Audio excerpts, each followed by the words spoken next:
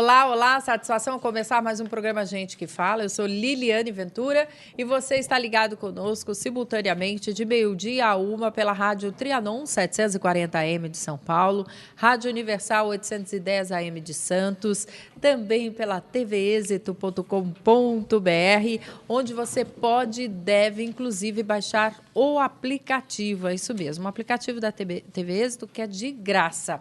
E eu quero te fazer um outro convite, para quem estiver nos acompanhando de meio-dia a 1, para participar por telefone, opinar e fazer as suas perguntas aqui aos nossos ilustres convidados, que já eu vou apresentá-los, que é o 11 5081 3782. 11 5081 3782. Olha, os assuntos de hoje nós vamos falar do melasma, que afeta principalmente mulheres jovens. Endometriose atinge de 10% a 15% também do público feminino, né? Férias exigem cuidados extras aí com os dentes. É preciso moderação com comidas de fim de ano. Tudo isso e muito mais na hora e vez dos nossos amigos e convidados, a dermatologista Daniela Schmidt Pimentel.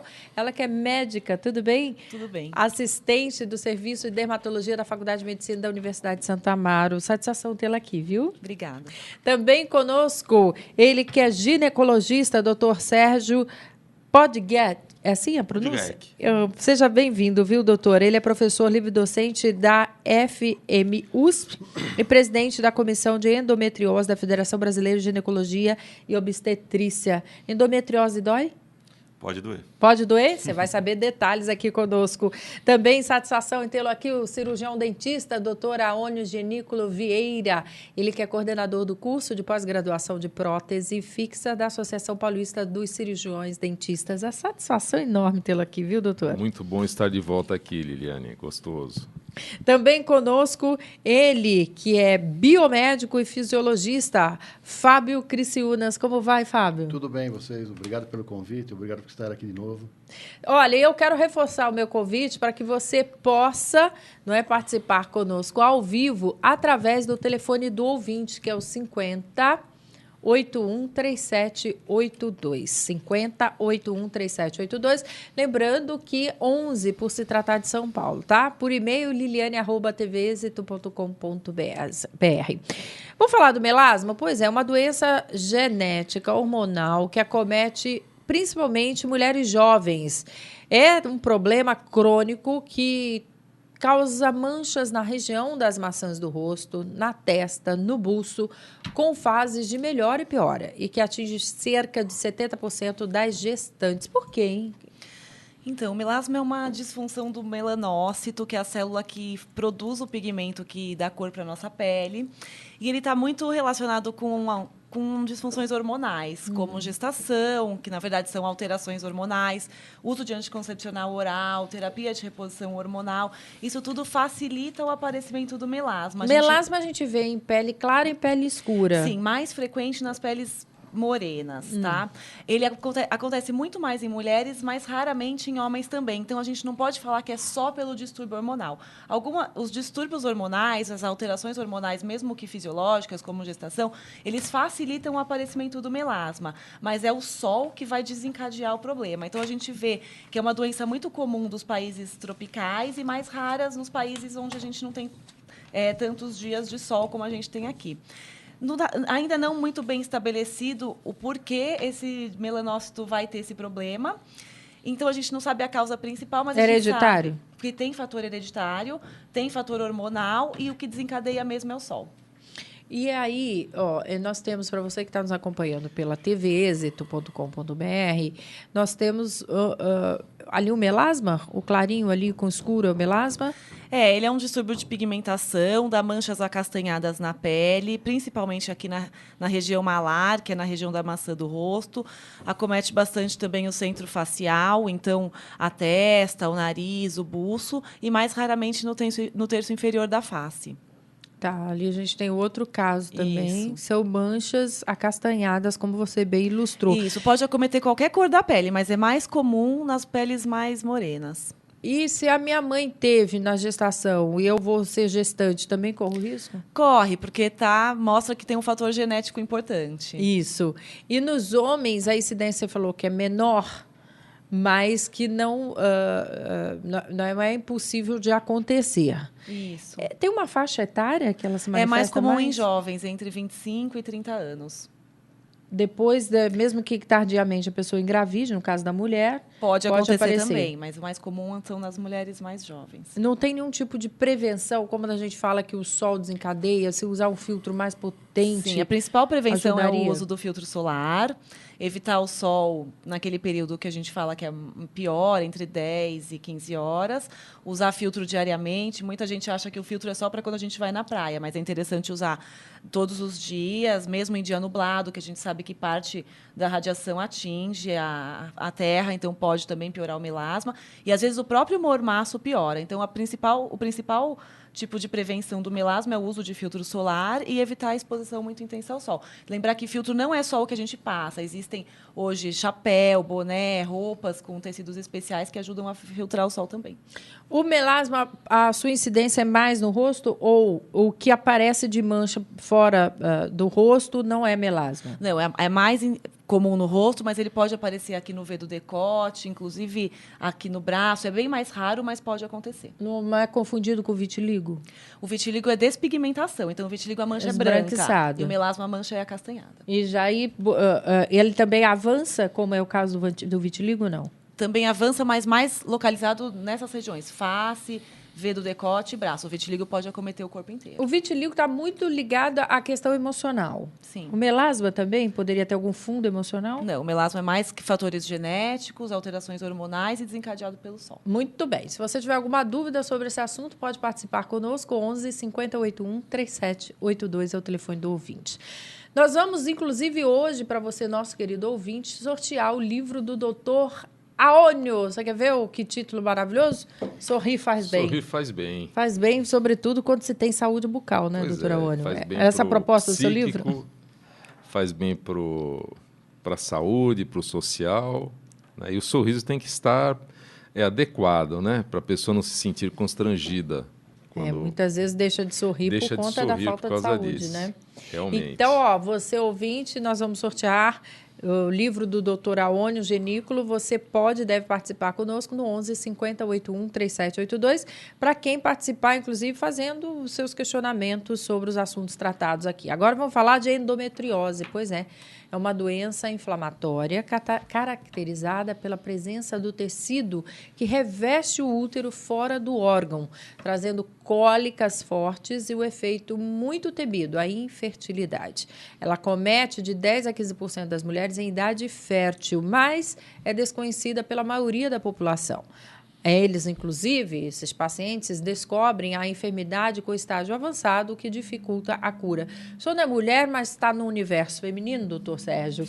E cólica não é raro, e os senhores também, né? O dentista sabe disso, o biomédico sabe disso. Não é raro a mulher sentir cólica ao longo da vida, até no início, ao longo da vida menstrual.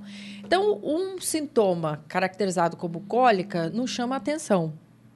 Mas deve chamar. Deve. Na verdade, cólica não é algo normal? Aquela história de que cólica, quando o casar passa... eu estou esperando até hoje. Então, isso não é assim. E depois, você quer saber o que eu vi? Quando tiver filho, vai embora. Tive dor, não adiantou nada. Então, cólica, mesmo no início, na adolescência, a menina começa a menstruar, começa a ter cólica muito forte, e a gente consegue ter isso até de uma forma objetiva. Eu peço para a paciente dar uma nota para a cólica. Fala que nota que ela dá de 0 a 10. Se for uma nota acima de 7, 8, né, 9, 10, é uma dor muito forte. E aí tem que tentar descobrir por que tem essa cólica. A cólica pode ser no período menstrual, mas pode ser fora do período menstrual também. A paciente pode ter outros sintomas, pode ter dor fora do período menstrual, pode ter dor durante a relação sexual, por exemplo. Retenção de líquido pode acometer? Não, isso não tem a ver com endometriose. Não. A paciente pode ter dores intestinais, dores no hábito urinário, e aí chama atenção para a gente pesquisar, então, a endometriose. Alguns a classificam como uma doença da modernidade. E eu queria que o senhor traduzisse isso. Na verdade, o que acontece é que nos últimos anos se faz um diagnóstico melhor da endometriose. que a nossa avó, que a nossa bisavó tinha endometriose, provavelmente tinha a doença descrita há mais de 100 anos, há 150 anos. É que não se fazia um diagnóstico bom. E nos últimos 10, 15 anos, os métodos de imagem, o ultrassom, a ressonância, conseguem ver a doença com uma acurácia, uma sensibilidade muito alta.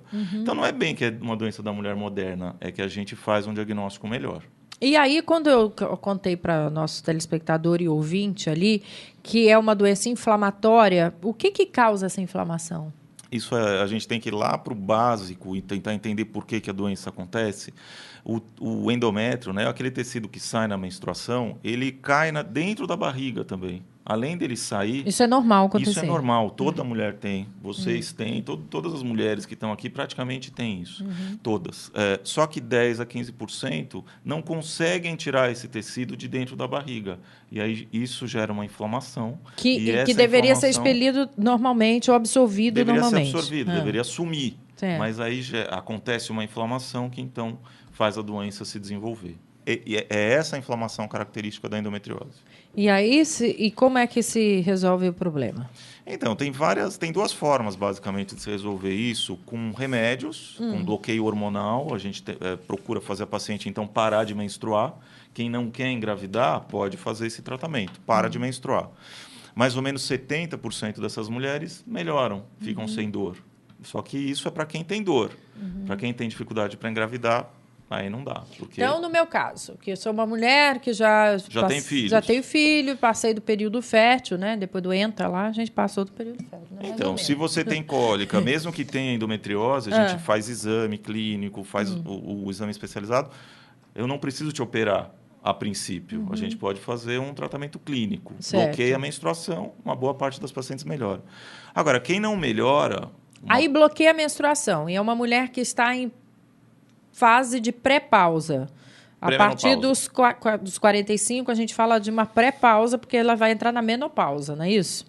Vai Me parar conforta de aí, doutor, pelo amor de Deus. Vai parar de menstruar lá pelos 50 anos. Isso. Ainda você está longe disso. Tá, mais longe, vai décadas aí. Mas aí o que acontece? Essa mulher também pode ser submetida a Claro que pode. essa suspensão da menstruação? Deve, até se está muito perto de parar de menstruar, é excelente, porque a gente não vai indicar uma cirurgia. Às vezes as cirurgias são complexas e está mais perto de parar de menstruar, não precisa ir para a cirurgia. É que algumas pacientes não melhoram, né? Então aí tem que ir para um tratamento cirúrgico. Perfeito. E, em último caso, aqui está sendo recorrida a cirurgia, feita de que maneira? Tem que fazer incisão, por videolaparoscopia? Como é o procedimento? Sim, a imensa maioria das vezes a gente sempre faz por videolaparoscopia, que é uma cirurgia muito benigna, digamos, né? Porque as incisões são muito pequenininhas. E a gente consegue fazer toda a cirurgia, mesmo que cirurgias complexas, cirurgias intestinais, na bexiga, tudo por videolaparoscopia. E eu vou falar uma coisa bem grosseira, assim, mas você me corrija e diga se a visão está correta. Quer dizer, é uma faxina que acontece nessa barriga dessa mulher, é isso? Exatamente, porque, em geral, são mulheres que ou querem engravidar ou não estão conseguindo engravidar. Então, as cirurgias, elas são, a gente fala, conservadoras. A gente conserva a capacidade reprodutiva dessas mulheres. É possível que no passado tirassem útero? Não só no passado. Não, hoje ainda? Ainda, infelizmente, se tira útero, se tira ovário. E, na verdade, não é essa a intenção. A intenção é tirar os focos de doença. O endométrio inflamado também causa hemorragia ou não tem nada a ver uma coisa com outra? Olha, pode causar, mas não é um dos sintomas principais. Esse aí é do ovário, né? Os sintomas são dor ou infertilidade. E desconforto. Esse desconforto abdominal, né, durante a menstruação. Muito bem. Se você quiser saber mais detalhes, já falamos um pouquinho sobre melasma, agora sobre endometriose, você deve participar conosco e ainda concorre ao sorteio do livro Doutor Aônio Genícola Sorri Faz Bem. Eu vou conversar agora sobre outro assunto que eu chamo a sua atenção, porque as férias de verão, gente, costumam trazer com elas, sabe o quê? Descuido com os horários e com as refeições. É comum comer fora de casa, horários aí diferentes do habitual, abusar de doces e refrigerantes. Com isso, os dentes ficam mais tempo sem escovação, expostos ao surgimento de cáries. O que pode ser feito para compensar esse problema? Assunto para ele, o poderoso doutor Aônio Genícolo. Doutor Aônio, me ocorreu uma dúvida aqui. Aqueles ditos refrigerantes zero, que tem pouca adição de açúcar, quase nenhuma, caloria baixa, também são prejudiciais aos dentes? Não, aos dentes só a parte da acidez deles. Tá. Mas eles são benéficos no ponto de não ter açúcar. Então a gente indica sempre 0 açúcar. Para a pessoa fazer uso, evitar refrigerantes. Primeiro que a quantidade de açúcar no refrigerante é muito alta, né? Eu vi uma matéria um dia desse, diz que uma garrafa PET tem um copo de 200 ml de açúcar. 200? Pois é, numa copo PET? de requeijão numa PET. Nossa! É um absurdo. É um absurdo. Então a pessoa por isso que vicia, né? Para muitos. Vicia e engorda.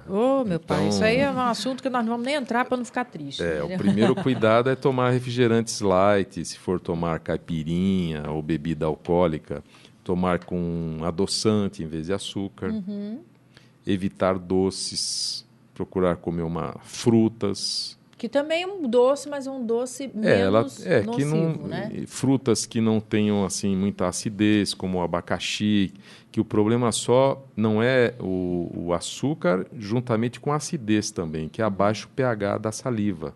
Olha. Então, muita quantidade de limão, abacaxi. Então, procurar, se você não vai fazer uma higienização, evitar esse tipo de alimento, dessas frutas, né? Procurar fazer uso de uma maçã, uma pera, que a fermentação tem a frutose, mas a fermentação é bem menor e não tem o ácido, que o que causa a cárie é o ácido. Na verdade, é o ácido produzido pelas bactérias. Fazer bochecho, mesmo que estejamos fora, alguns restaurantes já dispõem que a gente fica muito feliz do fio dental, né?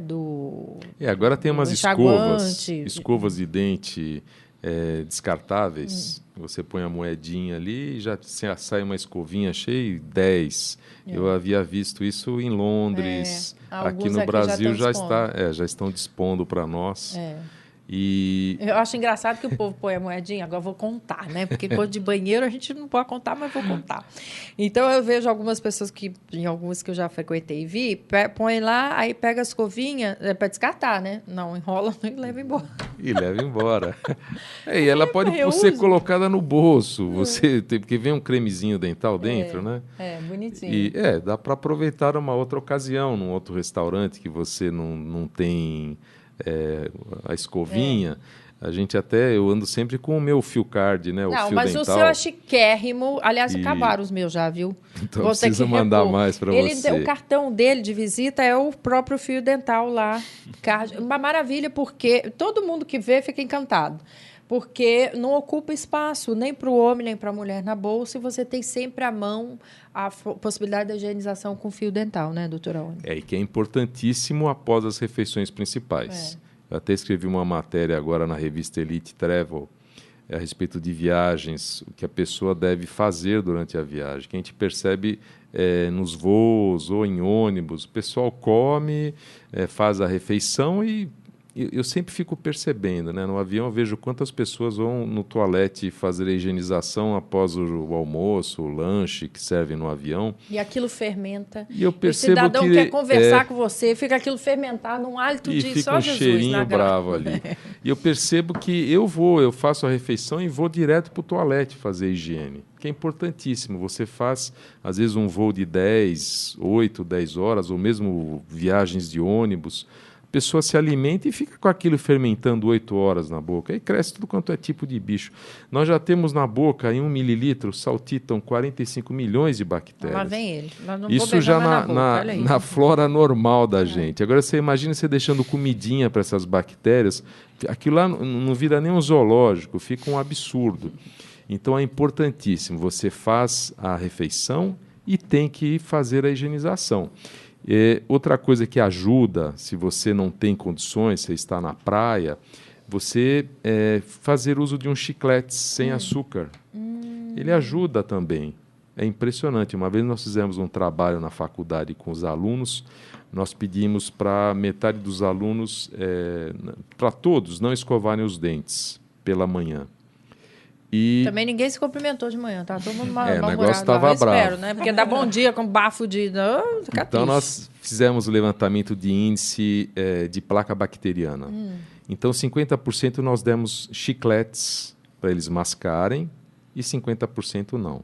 E impressionante o grupo que fez uso dos chicletes, da goma de mascar, fez a limpeza das partes externas, que é a parte de cima e os lados, a superfície da frente e de trás dos dentes. Só os lados, que seria o fio dental que faz a limpeza, que tinha a placa bacteriana.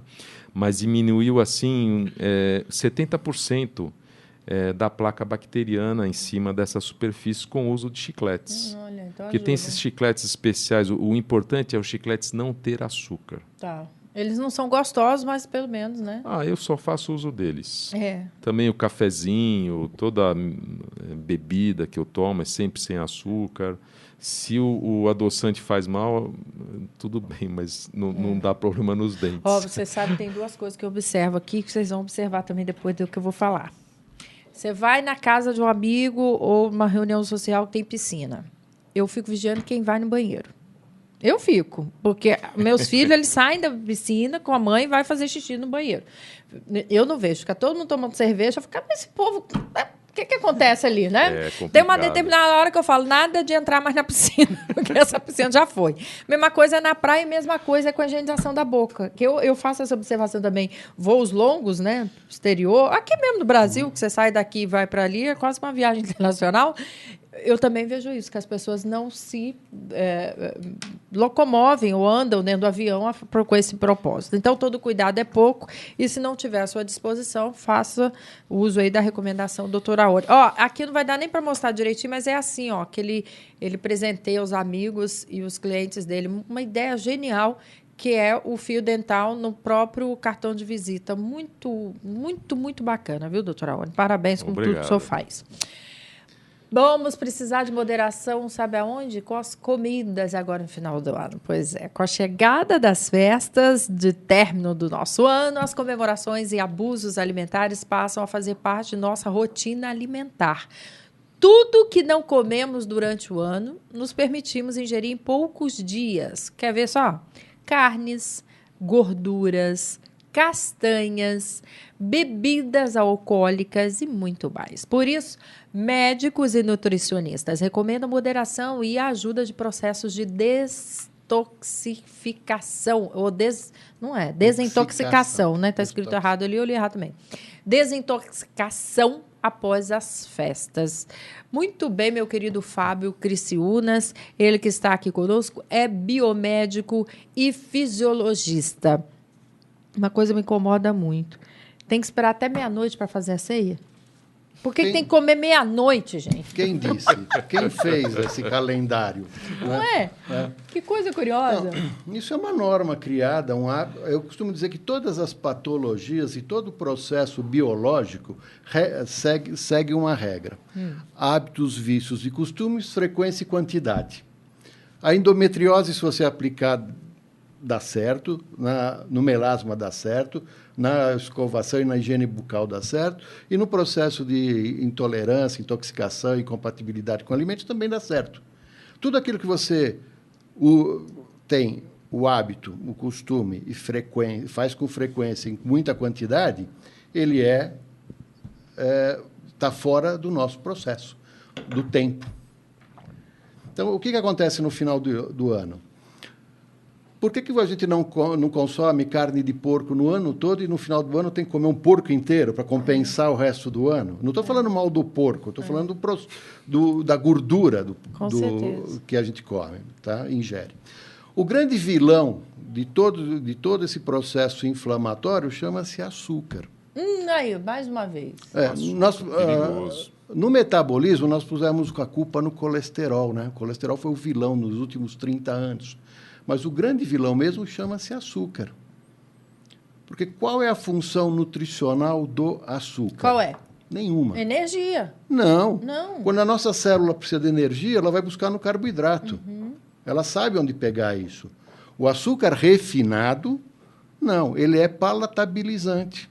Ele só entrou na nossa dieta dando sabor àquele alimento que era ruim. É a mesma Isso coisa. é ruim, não devemos alimentar. É a mesma coisa o sal. Onde é que o sal entra na história da nutrição? Como conservante e palatabilizante, mais nada. Ele não tem poder nutricional. Quando a célula precisa daquele sódio, precisa do cloro, precisa de um outro mineral, ela vai buscar no alimento. Isso é disponível para ela. Ela entende isso. Agora, esse sódio, esse cloro que entrou a mais, não. Acidificou a saliva, desequilibrou a flora bacteriana. Hoje nós temos mais células não humanas do que humanas. Né? Nós temos 100 trilhões de células dentro do nosso intestino. Nós temos 1,5 kg de células, de bactérias. Nós temos 1,5 kg de bactéria dentro do intestino. Mas, meu Deus, esse lado aqui hoje está ruim. Tá bravo, Fala que não pode beijar na boca, Aí, eu já não quero mais abraçar, o que a gente faz? já estou cheio de Aí célula. a gente dá um de açúcarzinho ou dá uma outra substância e faz com que essas bactérias do bem, que nos ajudam no processo digestivo, digestório, se desequilibrem e dê chance para as bactérias patogênicas se desenvolverem. E aí é que a gente cria uma situação chamada de disbiose, e aí aumenta a permeabilidade intestinal e uma série de proteínas e de substâncias que passam pela barreira intestinal entram no nosso organismo como substâncias estranhas e vão levar a processos inflamatórios. E vão montar imunocomplexos e vão depositar em órgãos ou tecidos. Então, todo o processo de toda e qualquer patologia é metabólico. Tem que procurar. Se eu substituo o refinado por outro que adoça, que não seja propriamente adoçante, o açúcar mascavo. É Mas maléfico, é menos maléfico, mas ele quanto? passa por um processo industrial. Usa uma substância para deixar o açúcar branquinho, um negócio chamado subacetato de chumbo, que é altamente tóxico, mas ele deixa o açúcar muito branquinho, depois eles retiram. Agora, retira 100%? Não, isso fica na... Mesmo os adoçantes culinários também são branquinhos. Agora estou lembrando do lado de casa. Eu costumo dizer que são os vilões brancos. Açúcar, sal, leite e farinha de trigo. E cocaína. Porque tudo branco lá, que já viu, né? Esses aí você tem que tirar. Mas não é, faz tudo mal. Você tem que pensar seriamente nesses assuntos aí. Você quer ver uma brincadeirinha com o trigo? O trigo entra na nossa dieta questão de 12 mil anos, mais ou menos, 12, 13 mil anos atrás, com os assírios e com o pessoal do Oriente Médio, norte da África. Levantando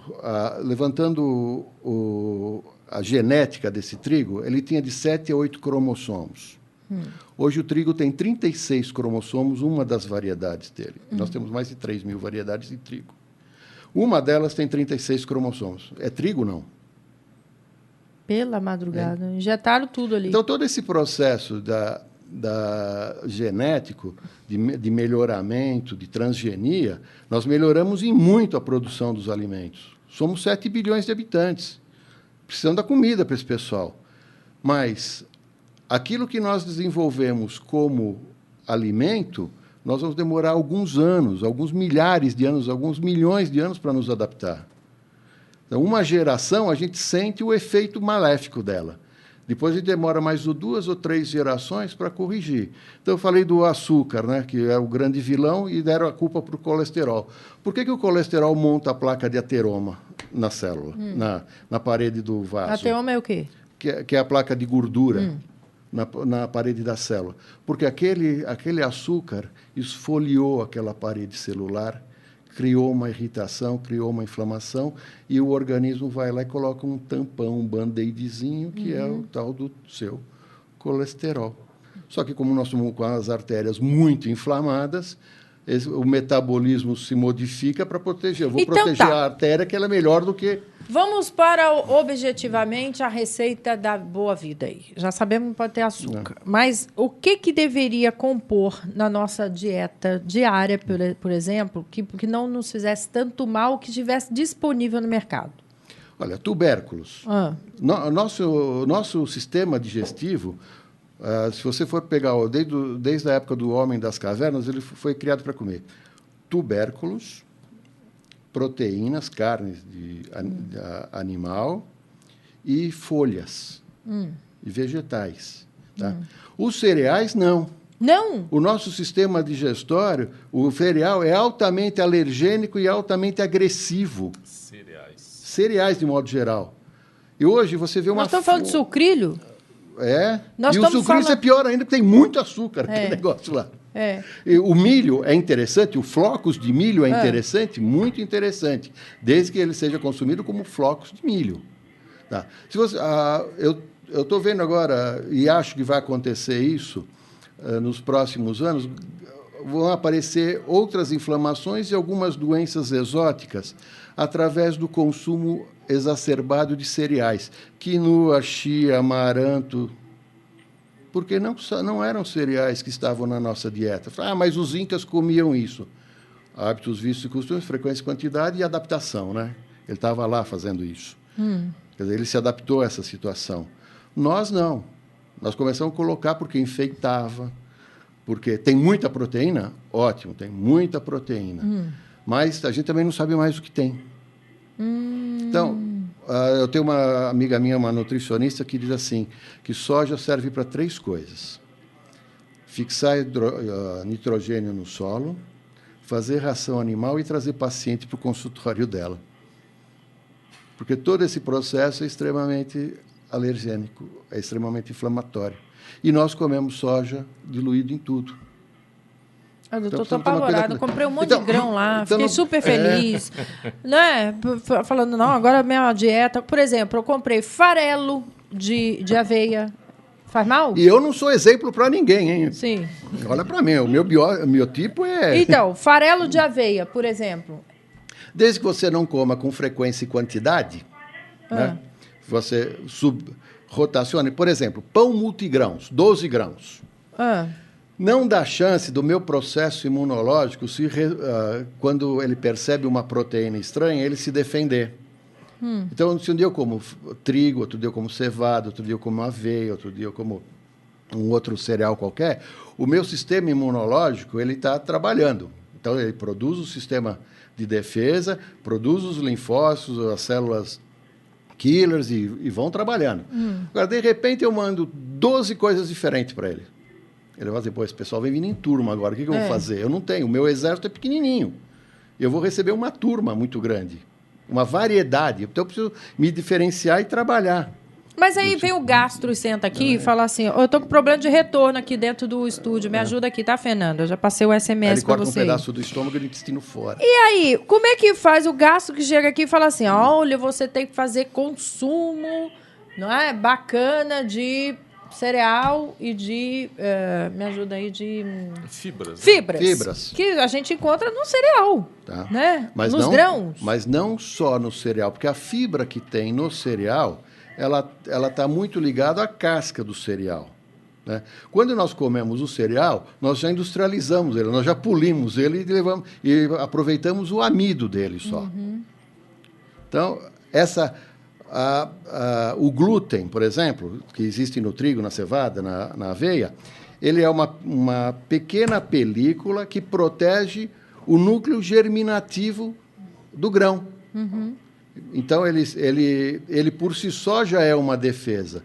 E para o nosso organismo é uma substância Zenilda, pede para tirar o retorno do áudio aqui, por favor. Tá? É só baixar aqui na caixinha, por gentileza. Eu vou continuar ouvindo o senhor, e bem como todos os demais aqui da mesa, mas vou fazer rapidinho um intervalo comercial, voltamos já já. Oi! Final de ano é tempo de reflexão. E todos nós devemos nos introspectar para saber quais foram os nossos acertos, quais foram os nossos erros e também perdoar. Perdoar aos outros e perdoar a nós próprios. Por isso, agora, no final do ano, faça os seus planos, renove as suas esperanças, mas, acima de tudo, coloque o perdão no seu caminho. Muito bem, estamos de volta com o programa Gente que Fala. Agora comigo por telefone o Dr. Nelson Letísio, que é membro titular da Sociedade Brasileira de Cirurgia Plástica. Tudo bem, Dr. Nelson? Tudo bom, Liliane? Como é que você está? Satisfação tê-lo aqui, viu? Como é que é? Satisfação em recebê-lo aqui também, ainda que seja por telefone. Grande, Liliane, muito grande. Você fica muito bem de azul, sabia? Muito obrigada. Obrigada pelo carinho aí. Doutor Nelson, nós falávamos há pouco aqui sobre o melasma com a nossa dermatologista, que faz parte da nossa mesa, a doutora Daniela Schmidt Pimentel. E eu gostaria de saber, na sua área como cirurgião plástico, como é que é tratado essa questão aí do melasma? Olha, Liliane, a gente que trabalha com laser em cirurgia, porque a gente faz todas as cirurgias de blefaroplastia, algumas coisas, orelha em abano, essas coisas todas, rejuvenescimento da genitália feminina, tudo com laser, né? Então, a gente utiliza muito. E é uma coisa que eu gostaria de perguntar para a colega até, porque esse é o grande desafio, né? A gente não corta mais a pálpebra inferior para fazer uma blefaroplastia há muitos anos, uns 16 anos. E o desafio nosso é o seguinte, então como é que a gente trata a pele da pálpebra inferior quando está em excesso, com bolsa, essas coisas? Quando se trata de volume, você tira a bolsa, repõe gordura, faz uma série de coisas. Agora, quando tem excesso de pele e rugas todas, a gente trabalha fazendo um resurfacing da pele, ou seja, a gente faz um peeling a laser. Agora, é sabido que quando a paciente tem melasma, o grande vilão é o próprio laser. Você não pode fazer um laser na pele com melasma, porque você vai piorar a situação. Agora, eu quero saber da colega o que fazer. Qual a sua sugestão, doutora Daniela? Então, o tratamento de escolha ainda, que a gente chama de padrão ouro para o melasma, continua sendo o ácido retinóico associado com hidroquinona e algum corticoide, que tem fórmulas prontas ou podem ser manipuladas. O laser é um tipo de tratamento que a gente pode associar, sim, em muitos casos com sucesso, mas a gente tem que lembrar que o melasma é uma doença recidivante, com chance de voltar. Então, a gente tem que ir aos poucos e vendo como cada paciente também vai responder. Existem alguns lasers que são mais específicos para o tratamento de melasma, e aí a gente tem que fazer uma opção entre eles com cada caso. Agora, existem alguns outros tipos de laser que podem causar rebote no melasma. Então, você trata, ele pode até piorar. Então, tem que ter bastante cuidado quando a gente for usar laser e fazer uma escolha especial assim, para cada tipo de paciente, principalmente para esses que têm melasma. Sim, mas e a utilização do laser de CO2, que é o grande vilão para o melasma? É esse que a gente trata a ruga, o excesso de pele. O que você faria? Uma paciente tem melasma. Ela precisa fazer laser na pálpebra inferior para tirar o excesso de pele. O que fazer? Eu ainda sou a favor de não usar o laser de CO2. Alguns pacientes melhoram, mas outros não. Então, não é a primeira escolha para o tratamento de melasma. Acho que você teria que optar por um tratamento, talvez, cirúrgico nesse tipo de paciente. Não, isso que eu estou dizendo. A gente não corta, porque eu prefiro tratar um melasma rebote do que mudar o formato da pálpebra. Porque é comum a gente ver as pacientes com o tarso, que é a parte onde é implantado os cílios, na pálpebra inferior, bem caída, com aquele olho arredondadinho, com aquela cara de boi no pasto, assim. Então, fica horrível, né? Então, você vai mudar o formato da pálpebra da pessoa. Então, às vezes eu prefiro tratar o melasma rebote do que mudar o formato da pálpebra. Agora, tratar o melasma rebote, o que você sugeriria para fazer? Olha, eu sugiro o tratamento clínico desse melasma rebote com os ácidos mesmo, que é o padrão ouro, ou até tentar algum outro tipo de laser para o tratamento do melasma que não o CO2. Ok, doutor Nelson? Muito bom, Liliane. A gente sempre debatendo, tentando aprender um pouquinho como você faz com todo mundo. Eu estava vendo o negócio dos grãos aí, você ficou preocupada. Doutor Nelson, a gente acha que está no caminho certo. Eu estou comendo igual passarinho lá, está cheio de... Como é que fala? Como é que fala aquela comida? Alpiste em casa. Meus filhos falam, mamãe, o que é isso? É alpiste, meu filho, para a gente cantar mais bonito. Agora vou ter que tirar tudo também. Enfim, né, doutor Nelson? Se tivéssemos um estômago adaptado a comer cereais, teríamos o estômago do passarinho, né? É verdade. Aliás, eu queria o corpinho do passarinho, mas também. Tudo bem. Doutor Nelson, um abraço, querido. Olha, aquele velho ditado, passarinho que come pedra sabe o que tem, né? Então é complicado, né? Muito bom. Um beijo, Liliane. Saúde e paz para todos aí. para todos nós. Doutor Nelson, querido doutor Nelson Letício, que participa sempre aqui conosco às quartas-feiras. Gente, dados da Secretaria de São Paulo revelam que a endometriose leva diariamente 7 mulheres para o centro cirúrgico, apenas em hospitais públicos do estado.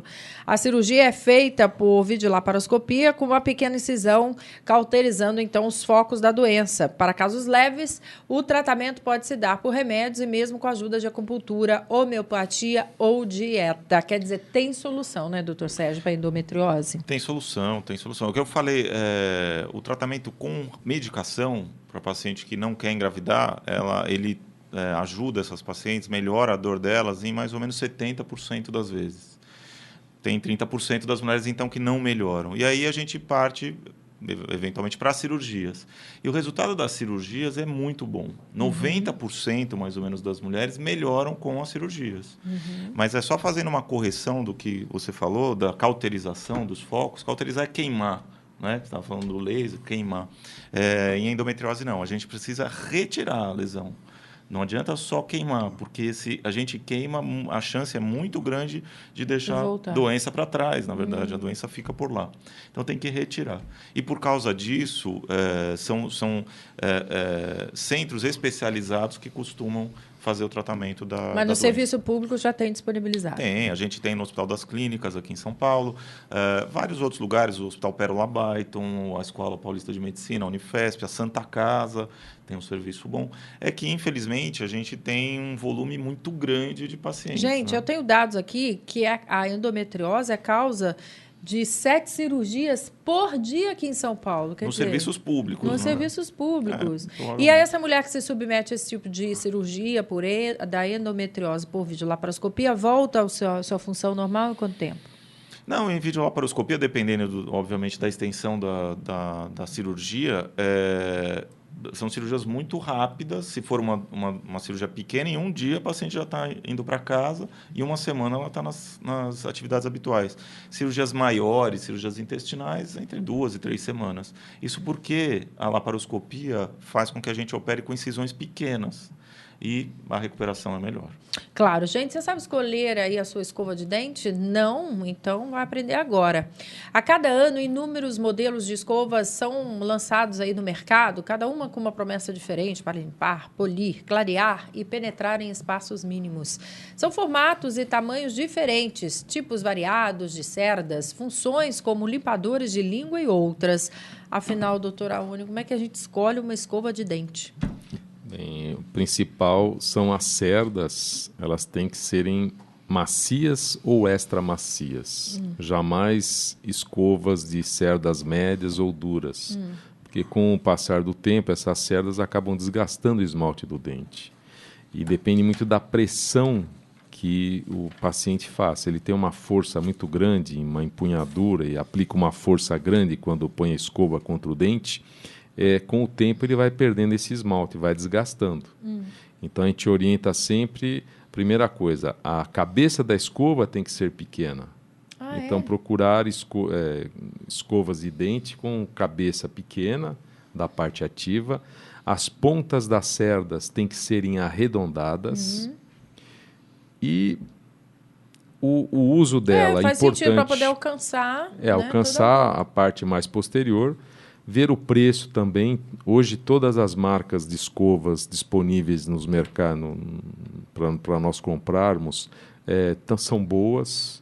Então, procurar um preço acessível, justo, e ficar sempre de olho no tempo de escova. Quanto tempo essas cerdas começam a tem gente que esgarçar. Só troca uma vez por ano. Né? Aniversário da escova acontece uma vez por ano também. Pois aí não pode, né? Quanto tempo tem que durar uma escova de dente? Ela tem que durar pelo menos 2 meses. Se ela está durando 1 mês, é porque você está aplicando força demais. E se ela está durando muito tempo, você não está limpando direito. Então a média de duração são 2 meses. Procurar, depois que você fez a higienização, fazer uma higiene dessa escova com álcool. Importante. Só lavava, não? Então você lava e depois você joga um álcool. Hoje nós só temos o álcool a 46%. infelizmente, né, que o poder antisséptico dele não é tão grande, que o ideal seria 70%, não sei porque enfiaram mais água no álcool, acho que é para render mais, né? Só pode. Que para nós é um problema. E depois que você fez a higienização, lavar com água, jogar álcool e pôr o protetor da escova ou guardar a escova no armário. Jamais deixar essa escova no banheiro, porque se você deu descarga, aquilo lá infecta o banheiro inteiro, você está infectando a sua escova de dentes também. Então, uma caixinha... uma caixinha e importante, tampar o vaso sanitário. Sempre que for dar a descarga, tampar o vaso sanitário. E fazer a asepsia da escova toda vez que você fizer a higienização. Porque aquilo lá fica também, se você não aplica esse antisséptico, aquilo lá fica formando bactérias ali em cima. Claro. Faz todo sentido. E hoje tem escovas também, Então, quem deixa lá à exposição, né, a sua escova de dente, que tenha pelo menos a proteção das cerdas. A proteção e tampar o vaso também, que é importantíssimo. Claro, né? Usou, tampa e dá descarga, não deixar aberto. Né? Mas tem gente que é apegada às coisas, entendeu? Quer despedir, quer dar tchau, dá quer falar, né? Tá indo embora, vai cedo, enfim. Então, todo cuidado é pouco. Muito bem. A outra questão é que eu vou tratar com vocês já, é que alimentos, gente, podem ajudar a limpar o organismo. Se, por um lado, o chiclete sem açúcar limpa os dentes, não é? Você vai aprender agora que os alimentos podem ajudar a limpar e desintoxicar o organismo, para dar um equilíbrio e recuperar. Uma boa sugestão é abusar da água de coco, de sucos, que podem unir a hidratação da água com verduras escuras e frutas que eliminam as toxinas como abacaxi, maçã e melancia. É isso, Fábio? É isso mesmo. Toda vez que a gente come alimentos crus, nós promovemos ao nosso trato gastrointestinal, ao nosso intestino, um trânsito bastante bom. As bactérias saprófitas dentro do intestino agradecerão isso, porque essa celulose ela precisa dela. Ela vai consumir essa celulose. Então, toda vez que a gente puder comer esses alimentos crus, com frutas, folhas e alguns tubérculos, alguns legumes, isso é saudável. Tá? Isso é a nossa origem. E se a gente triturar? Mesma Batendo coisa. num suco lá natural. Agora, água de pensa coco bem, quando você coloca o alimento em pedaços maior na boca e você tem que mastigá-los, o que você está promovendo? Com que algumas enzimas e a própria saliva ajudem a esse processo todo. Então, quando ela vai para o estômago, ela já vai dentro de um processo de digestão. Quando ela passa para a primeira porção do intestino delgado, ela já já vai numa outra forma de apresentação. Então, aquele alimento que você põe na boca, dá uma rodadinha na boca, engole ele inteiro, ele vai ficar muito mais tempo dentro de todo esse processo. Então, nós não temos esse monte de dente molar, incisivo, canino. À toa, né? À toa, né? É para usar. É para usar. Então, isso identifica que nós somos carnívoros. Nós temos incisivos, molares e caninos. Nós mordemos, rasgamos e amassamos. Né? Então, a mesma coisa acontece com os tubérculos, a mesma coisa acontece com as folhas, com os vegetais. Esse processo de mastigação é extremamente importante para o processo digestório no total, porque essa máquina ela tem que trabalhar. Eu sempre digo assim, beba muita água durante o dia, mas nunca beba um copo de água de uma vez, porque nós passamos horas montando ou fabricando enzimas e fabricando ácidos para que o nosso estômago esteja preparado para receber o alimento. De repente eu tomo um copo de água, né, fresco, é muito gostoso, é prazeroso. Mas tudo aquilo que eu preparei durante 2 horas, eu lavei. Olha só. E aí? Muito bom. Então, já é uma desculpa para beber mais devagar. Não, é assim, tome por hábito ter um copo de água, uma garrafa de água perto de você e tome sempre um copinho de água. 50, o equivalente a uma xicrinha de café. E beba. A cada 10 minutos você toma uma xicrinha. Você não precisa sentir sede para tomar água. Você precisa se hidratar durante o dia. Se você fizer esse processo, você vai chegar no final do dia consumindo de 3 a 3,5 litros de água. Muito bem. Olha aqui, ó. A Neide da Lapa, doutora Daniela, eu tive câncer de pele e operei. Queria saber se existe filtro solar para proteger melhor a minha pele. Como você já teve uma vez câncer de pele, mostra que você já teve uma exposição solar importante ou que você tem a pele muito clara, que tem mais chance de ter câncer de pele. O importante é você usar filtro solar todos os dias, lembrar de reaplicar ao longo do dia, que é difícil, muitas vezes a gente acaba esquecendo. Hoje, bem recente, existem alguns filtros mais específicos que têm princípios ativos que protegem o DNA. Mas o mais importante é fazer o uso correto do filtro solar, na quantidade correta, e lembrar de reaplicar ao longo do dia. Uma mulher grávida precisa ter mais cuidado com seus dentes, doutora Aone, inclusive no atendimento odontológico durante a gestação? Pergunta aqui o Jaime do Jardim Bonfilioli. A gestante deve ter o maior cuidado por causa das mudanças hormonais que ocorrem, favorecem uma gengivite. Então, é interessante ela fazer uma higienização mais do que de costume e procurar o cirurgião dentista para fazer o acompanhamento, logo no início, no meio da gestação e no final. Muito bem, a Marta do Brooklyn. Daniela, eu tenho muitas manchas brancas na pele. Ela diz ter 77 anos. Que poderá ser essas manchas?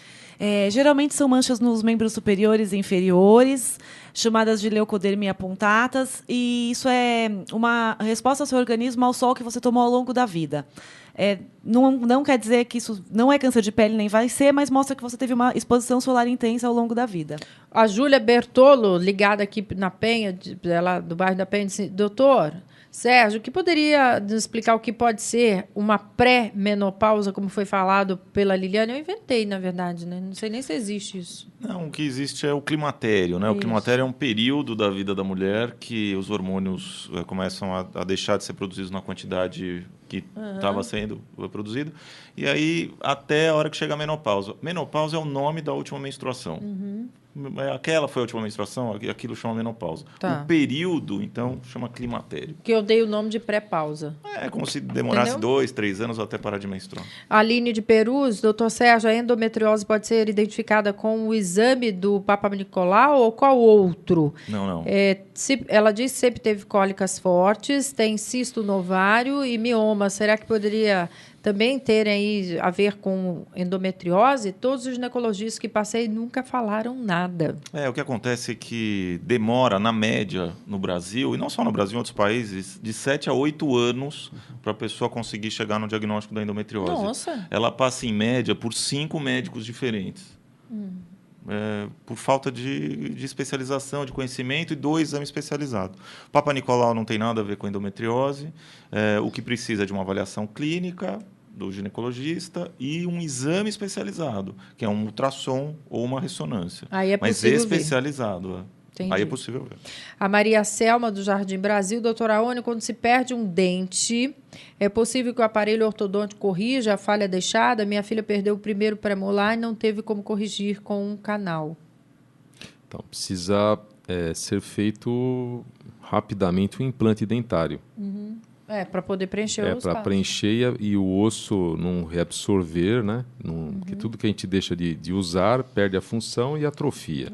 Então, perder o dente, o ideal é a gente fazer a cirurgia de implante imediato. Então, extrai o dente e coloca o implante na mesma sessão.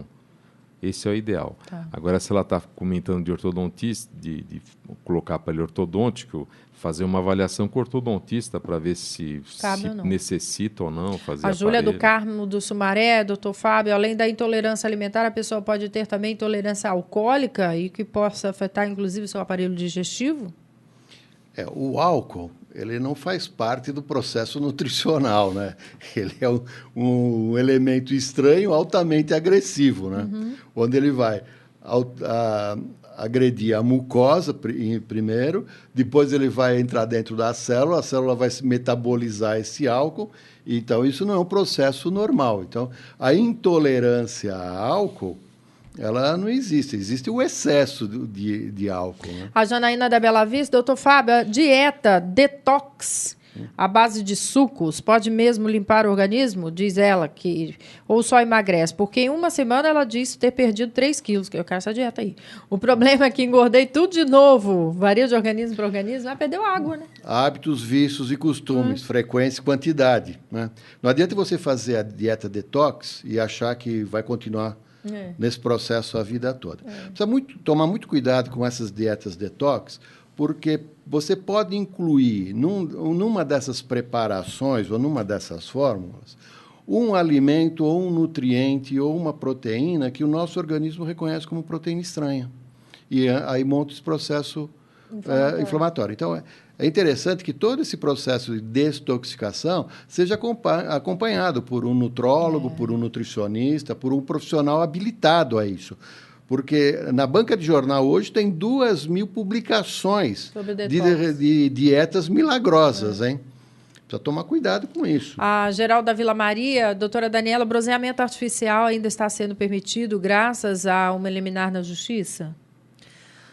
Olha, a gente sabe que está proibido, a gente sabe que existem algumas clínicas que ainda estão fazendo, mas é super importante de não fazer, seguir essa orientação, porque aumenta, sim, o risco de câncer de pele e um envelhecimento mais precoce, porque você recebe a radiação bem próxima da pele. E os que maquiam a pele? Os autobronzeadores. Esses não tem problema nenhum, pode ser usado, não vai causar nenhum tipo de mal para a pele, não vai causar câncer de pele, só precisa ser aplicado bem direitinho para não ter mancha do próprio produto, mas não causa nenhum mal para a pele. Existe alguma dica, quer dizer, como essa pele tem que estar preparada para receber esses autobronzeadores? A gente pode fazer alguma esfoliação, alguma coisa nesse sentido antes, mas o mais importante é aplicar de uma maneira homogênea. E a pele tem que estar seca, úmida? Seca. Seca, sempre seca? Sempre seca. E aí, varia de produto para produto? Ou você pode...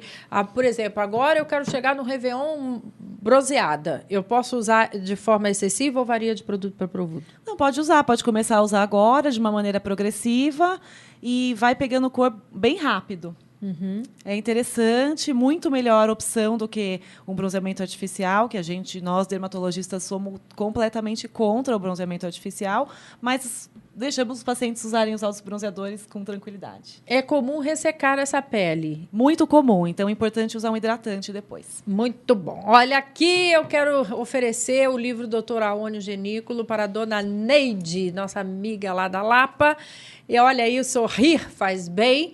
Para a Geralda da Vila Maria, que vão levar o livro, mas lembrando que para retirá-los, você deve ligar para 50 52 5555 e saber lá maiores informações, tá? 50 52 5555.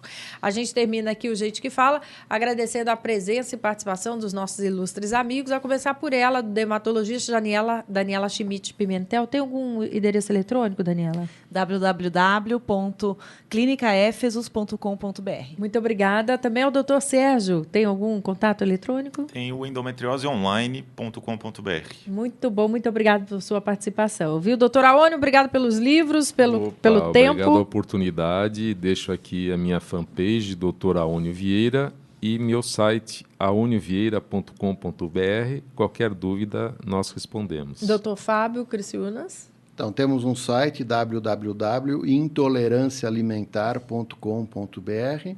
Obrigado pelo convite, obrigado pelos colegas aqui também que participaram da mesa.